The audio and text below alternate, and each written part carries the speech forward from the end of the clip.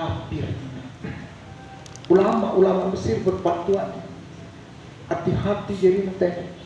Barang siapa mengatakan hari ini hari wafatnya Yesus dengan kata-katakan, maka hukum orang itu kafir. Kenapa? Karena menurut etikat kita orang Islam, Yesus itu, Nabi Isa itu tidak mati di salib. Yang mengatakan Nabi Isa itu wafat, mati adalah itu etikat orang Kristen. Jadi kalau kita ikuti etikat orang Kristen mengatakan hari ini hari wafatnya Yesus, maka hukumnya orang itu kafir. Na'udzubillah. Makanya dia minta itu ini untuk dipiralkan supaya terpelihara iman orang-orang Islam. Lalu apa kita katakan? Karena kalender itu makan iya di betul. Mele terbalik tu nasi nyetak kalender, jangan ditulis dengan mengatakan wafatnya Isa, tapi wafatnya Syibhu Isa, meninggalnya orang yang diserupakan seperti Nabi Isa. Selamat iman kita, kan begitu. Anak jadi dengan keluar apa itu dengan Presiden Soekarno, terus Presiden Soeharto, Presiden Habibie, Presiden Megawati, Presiden Gus-Dur, masih benar kafir-kafir dong tentu kamu. Yang penting suatu, yang penting hati-hati waktu. Kalian terumbuk diri meski itu makan hari wafatnya Syibhu Isa, meninggalnya orang yang diserupakan dengan Nabi Isa, bukan Nabi Isa. Karena menurut etikat keyakinan kita orang Islam, menurut Al-Quran pun, wa ma salabuhu wa ma qataluhu walakin syubbihalahum. Itu firman Allah. Mereka orang Yahudi itu tidak menyalib Nabi Isa, mereka tidak membunuh Nabi Isa. Allah berfirman ini, tapi firman Allah walakin syubbihalahum, tetapi ada satu orang yang diserupakan, dirubah wujud bentuknya sama seperti Nabi Isa. Lalu orang itu ditangkap. Kalau Nabi Isa diangkat ke langit kan, orang itu ditangkap, terus itu yang disalib. Nah jadi nanti selamat tuh. Kamu ini jadi demeli boleh tuh ikut-ikutan tidak hari kafir ini tuh. Lemparan itu jadi dengan ekstrim tuh. Al Halimi tuh suruh kamu sekolah tuh, para Al Halimi ekstrim tuh, para nabi itu teroris tuh, orang dengan sekebe begambi pembelangah tuh yang mati itu kan yang mati manusia tuh enak orang teroris tuh. Cuma bagus Islamnya kan begitu. Ah, ya tendensinya bapak dengan subul dengan Islam. Hati-hati. Selanjutnya kita kembali ke sedikit ini. Puasa, guru puasa awal. Nah, sekarang yang kedua, puasa itu adalah puasa khawas. Puasa orang khawas. Orang khawas itu di samping dia melihara dirinya dari segala yang membatalkan puasa, dia pelihara hatinya, dia pelihara pikirannya. Atene tunun walaupun dia kanggu tuh, atene tunun dia melek, pikirannya tunun dia menghayal. Tapi namun itu tenekan kamu, dia terkepeng tuh, dan aku kedai di makanan anak ini libur puasa. Dia arah dan namun dengan khawas tidak ada kepeng di sini. Tidak ada kepeng juga di sini. Tidak ada dunia. Itulah dia orang khawas. Sangka tetap zikir dia dengan khawas ini tuh. Dalam artian dia tetap zikir tuh. Itu namanya khawas. Nah, yang ketiga adalah khawasul khawas. Dengan puasa khawasul khawas ini 6 pelihara meliti. Kamu lebih si pelihara si 6 ini tenek tergolong kita itu menjadi orang khawasul khawas. BYC 6 ini. Ini 3 yang di atas. Dia butakan matanya, dia tulikan telinganya, dia bisukan mulutnya. Amun lebau si tebutayan mata, itu mulai tebuta mulai. Lagu berwan syukur alhamdulillah lebau terang. Mulai dengan khawasul gam bayur kan. Malik tebuta ditahu pengajaran jemaah teman. Butakan mata, tulikan telinga, bisukan mulut. Artinya apa? Haramangna dirine tunung nyengat. Apalagi si haram tuh. Isi syubhat pun tunu haram neengat. Jangankan yang syubhat tuh, si mubah pun haramangna diri nyengat tuh. Rimbikan kudu tunu penentang. Kuduna tunu kita nyerian ayat-ayat Allah Subhanahu wa ta'ala. Makanya kita tidak heran. Kadang-kadang ulama-ulama lain ini tuh dalam sehari tuh sekali tamat tuh kinjelu sekali namatan Al-Quran kekalam balik sekali dalam rangka ini untuk membutakan mata dari melihat yang lain, fokus hanya kepada ayat-ayat Allah. Itu jatuhnya kan ini subhanallah lagi diteman jadi khawasul khawas. Sulit khawasul khawas ini dan kecuali negus tebutayan mata masih berarti buta nelaite dan melengengat lain itu yang jadi hak cuma ayat Allah. Tulikan telinga masih berutuh isi apalagi tu dengar isi haram, syubhat, isi mubah pun tu dan mele dengar yang itu. Tidak mau dipakai, dia tulikan telinganya untuk mendengar yang mubah. Misalnya apa? Nah, apalagi itu mesti syubhat, misalnya belum itu bernyanyi. Ada tersinggung sekali masalah belum boleh hukum. Lamun tunu imam isi 4 tadi. Saya bukan salafi. Coba baca tunu Fiqhul Maqarim. Saya bukan salafi, saya tetap ini orang NU, Ahlussunnah wal Jamaah. Tapi untuk menambah wawasan, imam si 4 ini yang terkenal dengan imam Ahlussunnah wal Jamaah, penghukum bernyanyi itu adalah haram.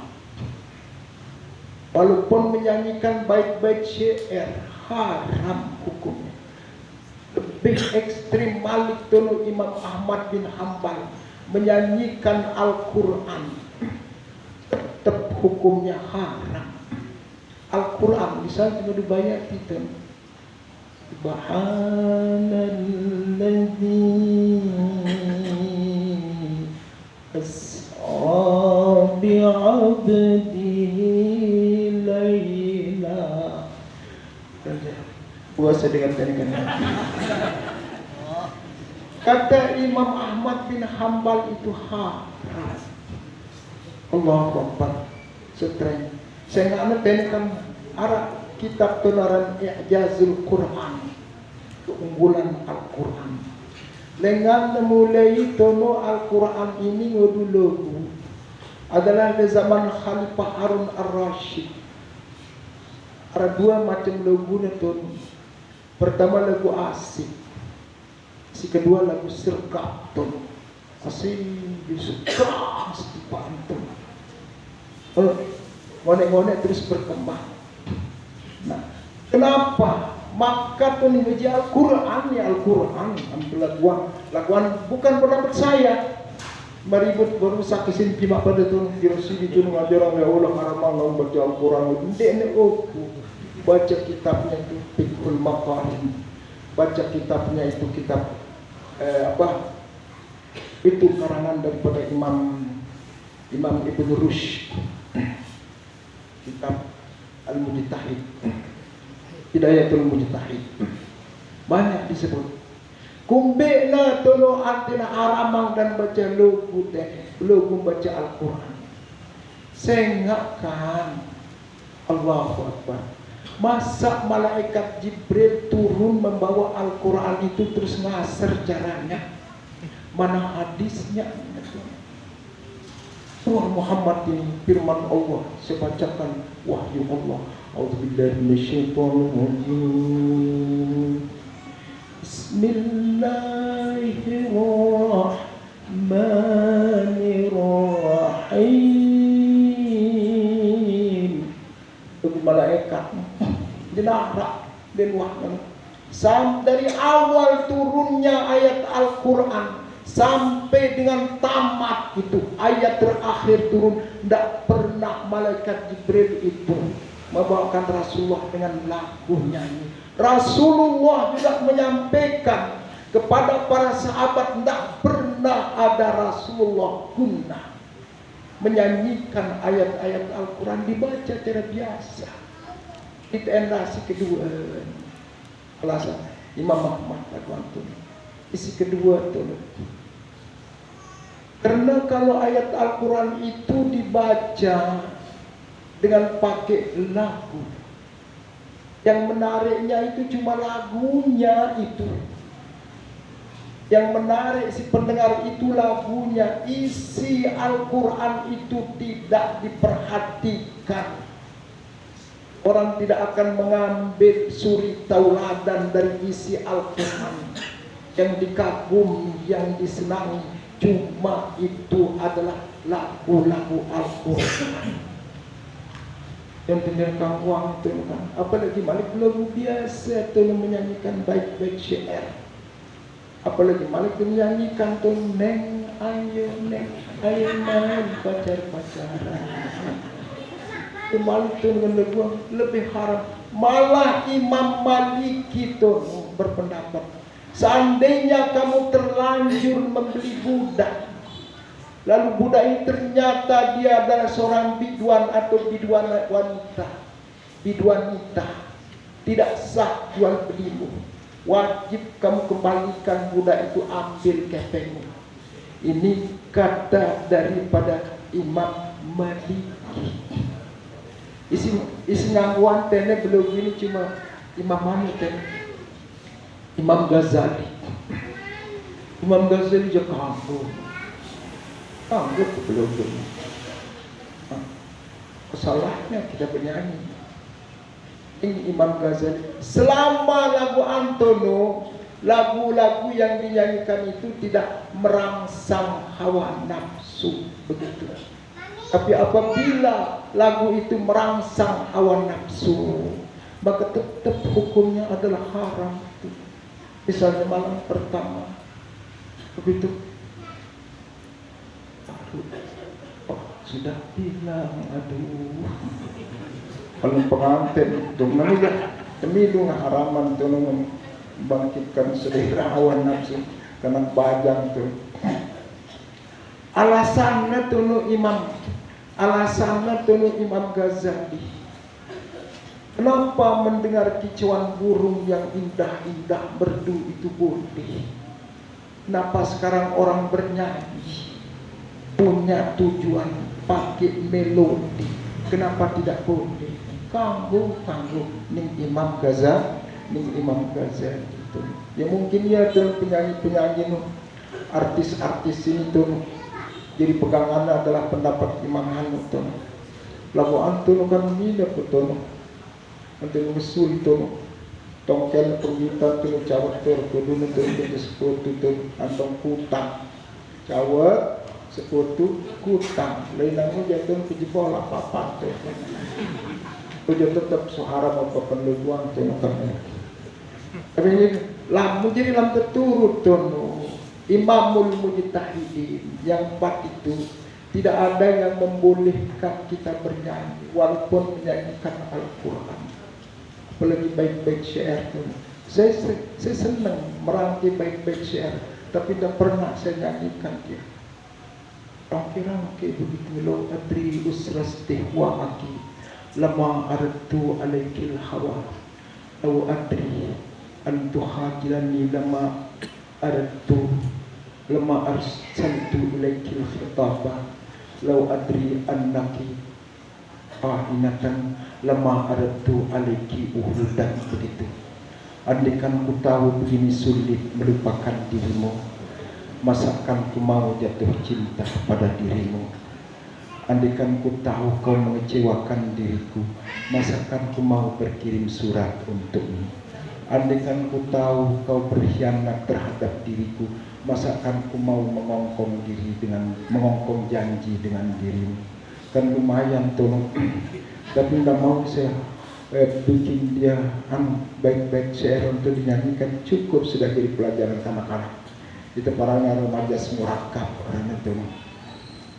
Majas murakab ini tuh jumlah khabariyah tapi maknanya insya'iyah. Bercerita, tapi bukan tujuannya memberitahu, tapi tujuannya di sini adalah untuk menyatakan penyesalan. Milik kamu begitu kan, seolah-olah begitu. Ini namanya majas murakab dalam ilmu apa? Ilmu balaghah. Kedua orang sekejaring sangka ngelending di depan. Yang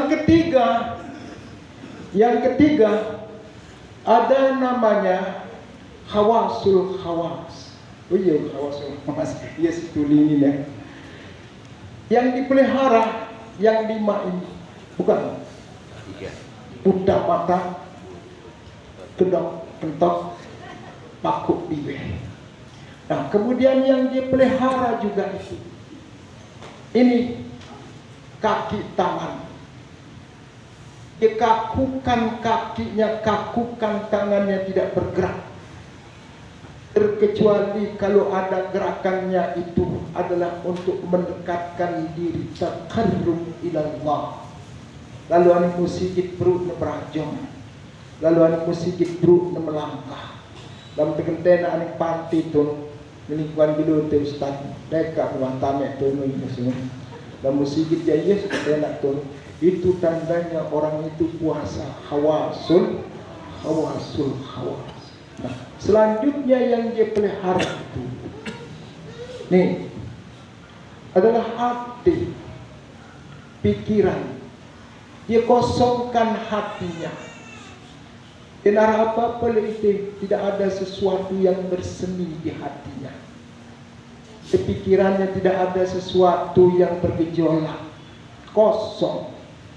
Dan menwah kosong isi hati, isi pikiran ini itu adalah zikir tifa Allah.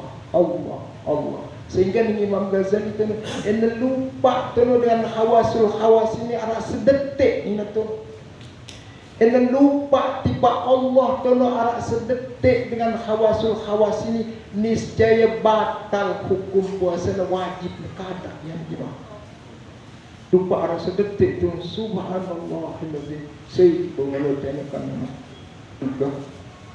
Atau tuan pikiran umpamanya tertarik sekejap doang di dunia, apalagi duit tu, apalagi tertarik tu di warung sukma rasa, batal puasa tu, batal. Lagu anu tu adalah puasa dengan khawasul, puasanya khawasul khawas. Nah itu mudah-mudahan kita puasa khawasnya jasa ngadeng-ngadengan balik kutunkan. Puasa awam je biasa waktu kan. Nih sekali ini teknikal lah punya bangga ini tuh berutu coba merekut dan sebentar ingat tipe Allah tuh. Assalamualaikum ini tuh. Waalaikumsalam. Ini umpi cara undangan yang lebih peti teknik amplop ini buruk jadi ini coba kondisi. Perumahan khawasul khawas doang dia nasinya. Yang dan sulit untuk sang jemaah gitu dalam tahuzur gitu kan.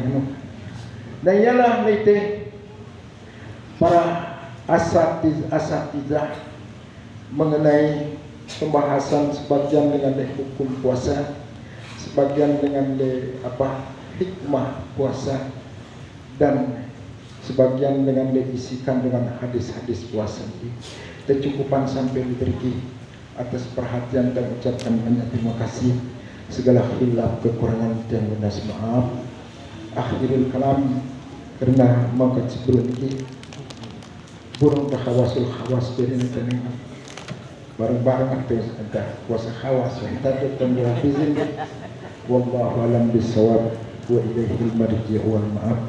Atas perhatiannya yang ucapkan banyak terima kasih, segala khilaf kekurangan yang lunas maaf. Wabillahi taufik wal hidayah. Wassalamualaikum warahmatullahi wabarakatuh.